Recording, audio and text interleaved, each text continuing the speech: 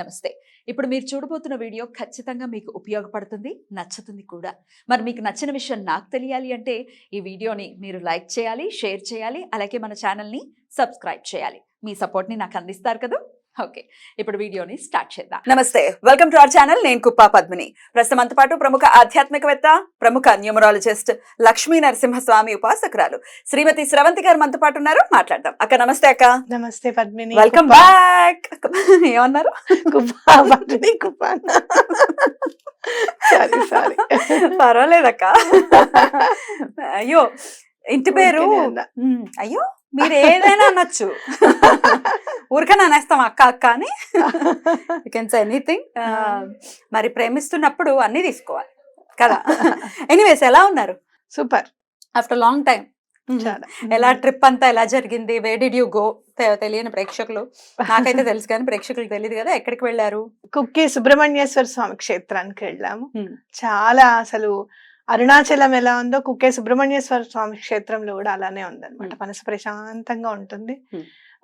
చాలా స్వామివారి అనుజ్ఞతోనే వెళ్ళాము, అలానే వచ్చామనే భావన చాలా ప్రస్ఫుటంగా మదిలో కదిలేదన్నమాట. Beautiful beautiful. చాలా చాలా మీరు ఫొటోస్ వీడియోస్ అవి షేర్ చేస్తుంటే చాలా మనసుకి ఆనందం అనిపించింది. చక్కటి క్షేత్రానికి వెళ్ళారు. అందున సుబ్రహ్మణ్యేశ్వర స్వామి అంటే అమ్మో చాలా ఆయన ఆయన శక్తి అంతర సాధ్యం. ఏకంగా దేవతలకే సేనాధిపతి. అందులో ఇక్కడ ఏంటంటే స్వామివారు సర్పరూపంలోనే దర్శనమిస్తారు మనకి. లోపల పుట్ట కూడా ఉంటుందట గర్భగుడిలో. మనకి మృతికా ప్రసాదం కూడా మనకి చక్కగా ఇస్తారు. అంటే ఇంకా చాలా లింగం కూడా కింద ఉంటుంది, కుక్కే లింగం అని ఉంటుంది అనమాట. ఆ లింగము దానిపైన స్వామివారు సర్పరూపంలో దర్శనం ఇస్తారనమాట. అంటే వాసుకి ఆయన అండగా నిలబడతాను, నీకేం భయం లేదు, గరుడు దగ్గర నుంచి నేను నిన్ను రక్షిస్తాను అని చెప్పి ఆయన అక్కడ వరం ఇచ్చిన ప్లేస్ అన్నమాట. అక్కడికి రా, అక్కడ నేను అవతరిస్తాను, తారకాసురుని సంహరించడానికి సుబ్రహ్మణ్యేశ్వర స్వామి అవతరిస్తారని శివుడే చెప్తారనమాట. అక్కడికి నీకు దర్శనం లభిస్తుంది, అక్కడ నువ్వు కూడా పూజలు అందుకుంటావు అని చెప్పి చెప్తారనమాట వాసుకి. చాలా బాగుంటుంది. అలాగే ఎక్కడైనా కూడా సర్పదోషం కానివ్వు, కాలసర్పదోషం కానివ్వు, ఇలాంటివన్నీ ఉంటే అక్కడ పూజ చేసుకున్న తర్వాత ఈ దోషం తొలగిపోయింది అనే ధైర్యం మనసులో వచ్చేస్తుంది అనమాట. అంత బాగా చేస్తారు ఆశ్లేష బలి పూజ. ఆశ్లేష బలి పూజ అక్కడ విశేషంగా చేస్తారు. ఆశ్లేష నక్షత్రం రోజే చేస్తారు. అయితే నేను ఎందుకలా ఆశ్లేష నక్షత్రం రోజే ఎందుకు చేస్తారు అంటే, ఆశ్లేష నక్షత్రానికి అధిదేవత బుధుడు, సుబ్రహ్మణ్య స్వామి. అంటే నా ప్లానెట్ బుధుడే, కానీ దేవత కూడా ఉంటారు అనమాట. ఆ దేవత ఏంటంటే నాగేంద్రుడు. కాబట్టి ఆశ్లేష నక్షత్రానికి ఆ రోజు గనక పూజ చేస్తే సర్పదోషాలన్నీ కూడా తొలగిపోతాయి అని ప్రతీతి. ఎవరైనా ఆశ్లేష నక్షత్రం నాడు పుడితే వాళ్ళకి ఖచ్చితంగా సర్పానికి సంబంధించింది ఏదో దోషం ఉంది, పూర్వీకుల దగ్గర నుంచి కానివ్వు, వాళ్ళది పూర్వజన్మది కానివ్వు, వాళ్ళు తప్పకుండా చేసుకోవాలి అక్కడ అనేది మాత్రం ఖచ్చితంగా చెప్తున్నారు. ఓకే, బ్యూటిఫుల్ అక్క. ఎలాగో స్వామి గురించి టాపిక్ వచ్చింది కాబట్టి ఒకసారి స్వామి గురించి వివరంగా చెప్పండి. కుక్కే సుబ్రహ్మణ్యేశ్వర స్వామి అంటే పిల్లలు కలగట్లేదు అంటే కూడా వెళ్ళండి, స్వామి దర్శనం చేసుకోండి, వెంటనే సంతానం ప్రాప్తి ఉంటుంది అనేది వింటూ ఉంటాం కదా. అక్కడ అలా ఎవరైనా మీకు తారసపడటం, మీరు ఎవరితో మాట్లాడటం? చాలా మంది పిల్లల గురించి చాలా మంది వచ్చారు కుజ దోష నివారణకి, సంతానం కోసము. రుణ బాధలు ఎక్కువగా ఉన్నాయి అంటే కూడా అది కుజుడు వల్లే కూడా అవుతుంది కదా. అలాంటి వాళ్ళు వచ్చారు. ఆరోగ్యం కోసం వచ్చిన వాళ్ళు ఉన్నారు. వీళ్ళందరికీ కూడా అక్కడ దేవాలయం వాళ్ళు చేస్తారు. ఇక్కడ ఏంటంటే దేవాదాయ శాఖ అనేది ఏమి ఉండదు అనమాట. అక్కడ ఓన్లీ ట్రస్ట్. మనకి ఇప్పుడు గాణగాపురంలో ఎవరైతే ఇట్లా మఠాధిపతులు అధీనంలో ఉందో అలానే అక్కడ మఠాధిపత్యమే చెల్లుతుంది అనమాట. ఉండరు. ఇంకోటి ఏంటంటే మాకు అక్కడ స్వామివారి దర్శనం కూడా, మఠాధిపతి దర్శనం కూడా మాకు లభ్యమైంది. చాలా అదృష్టము. అయితే అక్కడ 4200 ఇస్తే అక్కడ పూజ చేస్తారు, సంకల్పం తీసుకొని చేయిస్తారు. ఏం పూజ? మనకి ఆశ్లేష బలి పూజ. అలా కాకుండా బయట కూడా సుబ్రహ్మణ్య మఠం అని ఇంకొకటి వాళ్ళదే ఉంది పక్కన. ఉమ్. వాళ్ళు కూడా పెద్ద ప్లేస్ పద్మిని, ఎంత ప్లేసో అసలు. ఆ ప్లేస్ లో మొత్తం చక్కగా ఎవరికి వాళ్ళకి ఎవరు వస్తే వాళ్ళకి ఆ సర్పం యొక్క బొమ్మ వేసేయడము.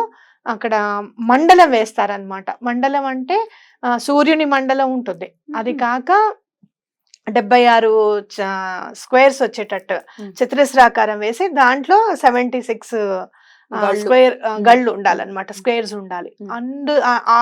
అంతా కూడా సర్పజాతిని ఆవాహన చేసి ఆ 76 గళ్ళల్లో 76 పిండ ప్రదానాలు చేస్తారు. సర్ప సంస్కారం అంటారు అనమాట దాన్ని.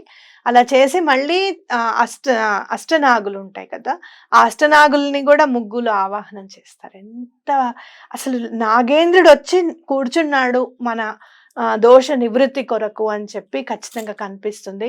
చాలా మంది కొట్టి పారేస్తారనమాట.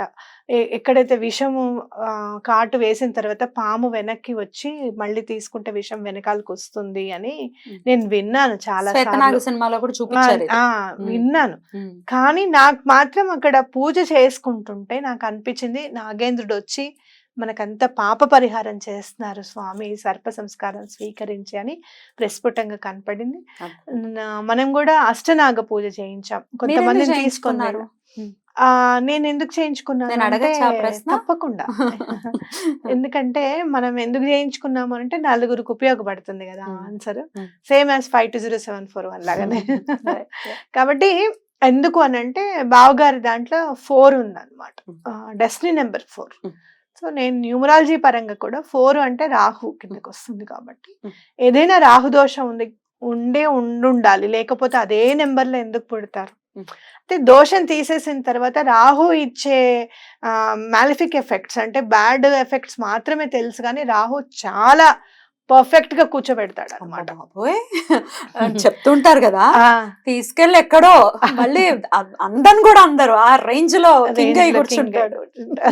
అందుకని నీకు చూస్తే రాహుకి ఎట్లాంటి మన వాస్తువులో కూడా నైరుతికి రాహు అధిపతి కాబట్టి ఖచ్చితంగా ఈయన చేసుకుంటే బాగుంటుంది అని ఎప్పటి నుంచో అనుకోవడము, అనుకోకుండా మనం అక్కడికి వెళ్ళడము. నేను కూడా ఒక 15 మందిని గోత్రనామాలు అవి తీసుకొని వెళ్ళడం జరిగింది. అలాగే మాకెందుకు చెప్పలేదు అని అంటారు మన ప్రేక్షకులు. ఒకసారి వెళ్ళి ఒకసారి చూద్దాము ఎలా చేయగలుగుతాము ఏంటి అనేది. మిమ్మల్ని ఎక్కడికైనా తీసుకొని వెళ్ళినా, మీ గోత్రనామాలు ఎక్కడికైనా నేను క్యారీ చేసుకొని వెళ్ళినా నేను పర్ఫెక్ట్ గా చేయగలుగుతాను, ఆ శక్తి భగవంతుడు నాకు ఇస్తాడు, నేను చేయగలుగుతాను అన్న నమ్మకం ఉన్నప్పుడు అది చెప్పడం అనేది ఉత్తమం. టెస్ట్ అండ్ ట్రయల్ అయ్యాక అప్పుడు మనం చూడు శ్యామల అమ్మవారిది ఒకసారి చేసిన తర్వాత ధైర్యం వచ్చింది, ఎస్ నేను చేయగలుగుతాను, నేను చేయగలుగుతాను అంటే నిర్వహించగలుగుతాను, ఏం కాదు నేను చేయగలుగుతాను. అమ్మవారికి ఒక్కొక్కసారి గోత్రనామాలు రావచ్చు రాకపోవచ్చు, కానీ అక్కడ ఖర్చుని మనం అడుగు వేయకూడదు. ఈసారి గోత్రనామాలు రాలేదండి నేను చేయను అట్లా ఉండకూడదు. సో అలా చేయాలి. స్రవంతి గారితో అస్సలు ఉండదు. దానికి దసరా అసలు ప్రత్యక్ష నిదర్శనం. అదంతా మనకు అనవసరం, అమ్మవారికి మనం చేయాలనుకుంటున్నాం చేస్తున్నాం అంతే. అది కూడా చాలా వైదికంగా చేసేది కూడా, బీటంలో చేసేది ఎంత వైభవంగా జరుగుతుందో మాటల్లో వర్ణించలేము. లైవ్ లో చూస్తున్నారు అనుకోండి ప్రజలు. రైట్, అయితే మీరు ఒకసారి చూసిన తర్వాత అప్పుడు మీరు ఎవరైనా కూడా కుక్కేకి వెళ్ళాలి అని గనక, మనతో రావాలి అని గనక ఎవరికైనా ఉంటే వాళ్ళందరూ సంప్రదించవచ్చు. ఒక 2-3 months టైం తీసుకొని మనము అందరినీ అట్లీస్ట్ ఒక 15 మంది ఉంటే బాగుంటుంది. తీసుకెళ్ళచ్చు. 15 మందిని తీసుకెళ్తే అక్కడ నేను సర్ప సంస్కారము, అష్టనాగ పూజ, ఇప్పుడు మనం చేయించిన చెప్తాను చూడు నీకు. సుబ్రహ్మణ్యేశ్వర స్వామి సహస్ర నామార్చన, సుబ్రహ్మణ్య స్వామికి సహస్ర దీపార్చన, అష్టనాగ పూజ, తర్వాత సర్పసూక్త సంపుటిత సుబ్రహ్మణ్యేశ్వర స్వామి పాశుపత హోమం, అలాగే ఆశ్లేష బలి, అదే అలాగే స్వామివారి కళ్యాణం కూడా చేసుకున్నారా? కళ్యాణం కూడా. నన్ను కూడా తీసుకెళ్ళలేదు. తప్పకుండా తీసుకెళ్తాను నేను. ఐఎమ్ జస్ట్ కిడింగ్ అక్క. అద్భుతం అద్భుతం. మీరు వెళ్ళారంటే మేము వెళ్ళినట్టే. మీ కళ్ళని చూస్తున్నాం కదా, మేము అదే. చూసినట్టే. I'm very happy. చాలా చాలా అయితే ఇవన్నీ కూడా మనం అక్కడికి వెళ్ళి చేయించుకోవచ్చు. అవన్నీ ఇక్కడ చేయించుకోవచ్చు. వాట్ యూ సజెస్ట్ అక్క? ఇప్పుడు 22nd పుట్టిన వాళ్ళు కానీ లేకపోతే 4th డేట్ పుట్టిన వాళ్ళు కానీ అంటే ఖచ్చితంగా ఈ 4 నంబర్ డేట్ ఆఫ్ బర్త్ అవ్వచ్చు, డెస్టినీ అవ్వచ్చు, వీళ్ళకి మీరు సజెస్ట్ చేస్తారా చేయించుకోమని? చేస్తాను. Hmm. ఎందుకంటే నేను చాలా మందిని చూసాను. అసలు ఈ న్యూమరాలజీలోకి రావాలి అన్న ఉద్దేశము 2014లో ఒక, if I'm not wrong about the year, Eenadu పేపర్లో మనకి హైదరాబాద్ అని వస్తుంది కదా, ఈనాడు హైదరాబాద్ అని చెప్పి, అక్కడ అందులో న్యూమరాలజిస్టులు అందరూ సమ్మేళనం జరిగింది అని చెప్పి వార్త పడింది. పెద్ద పెద్ద న్యూమరాలజిస్టులు అందరూ కూడా మాట్లాడారు. వాళ్ళు ఒక్కొక్కళ్ళు ఏం చెప్పారు, ఇలా ఉంటుంది ఇలా ఉంటుంది అని చెప్పారు. కానీ ఒక ఆయన పేరు కూడా నాకు గుర్తులేదు. ఆయన ఏం చెప్పారు అని అంటే, ఈ కాంబినేషన్స్ ఉంటే కనుక ఇలాంటి బాధలు వస్తాయి, ఇలాంటి అదే అనారోగ్య సమస్యలు ఉంటాయి. కాబట్టి ఈ కాంబినేషన్స్ ఉన్న వాళ్ళకి ఎట్లా మనం న్యూమరాలజీతో హెల్ప్ చేయగలుగుతాము అనేది కూడా మేము మాట్లాడుకోవడం జరిగిందని చెప్పి రాశారనమాట. సో నేను 4 కాంబినేషన్ ఉన్న వాళ్ళది నేను చాలా గమనిస్తున్నాను. ఫ్యామిలీ లైఫ్ సరిగ్గా ఉండదు, ఎవరితోనూ ఒకళ్ళతోనూ గొడవలు ఉంటాయి, లేకపోతే తల్లిదండ్రులతోనూ అన్నదమ్ములతో కూడా పడని వ్యవహారాలు ఉంటాయి, వాళ్ళని ఏమనలేక చేయలేక అలాంటి వ్యవహారాలు కూడా ఉంటాయి. అలాగే అనవసరంగా ఎవరికైనా సరే ఇష్టం ఉన్నా లేకపోయినా హెల్ప్ చేయాల్సి వస్తుంది ఒక్కొక్కసారి. ఆ హెల్ప్ లో విపరీతమైన ధనాన్ని కోల్పోతూ ఉంటారు.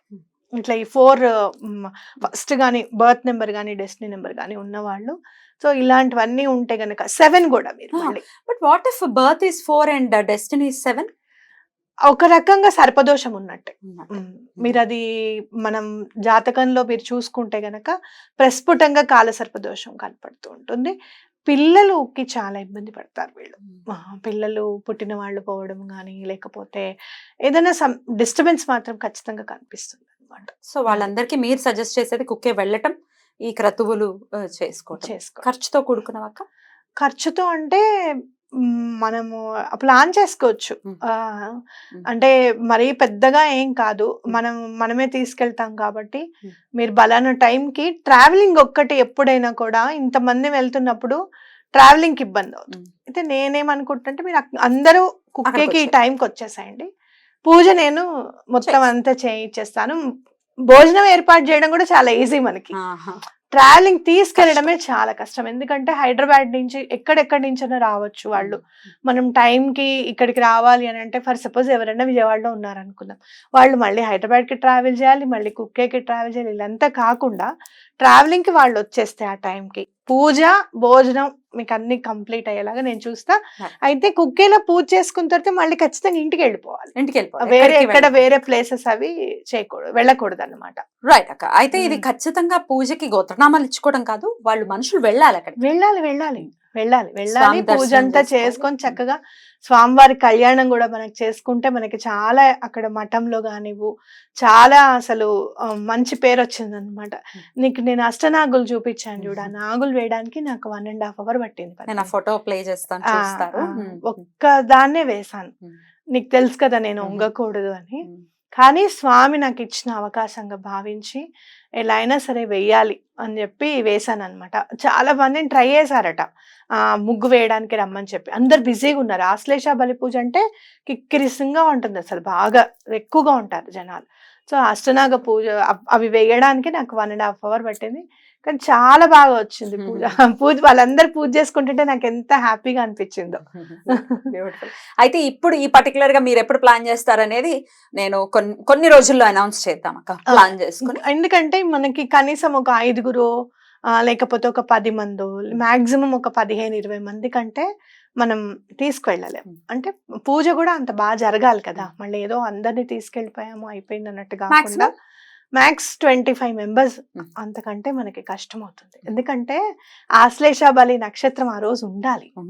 ఆశ్లేష నక్షత్రం ఉండాలి. 25 members అంటే పెద్ద హాల్లో మాక్సిమం ఒక 10 members ని ఒకసారి కూర్చోబెడతారు.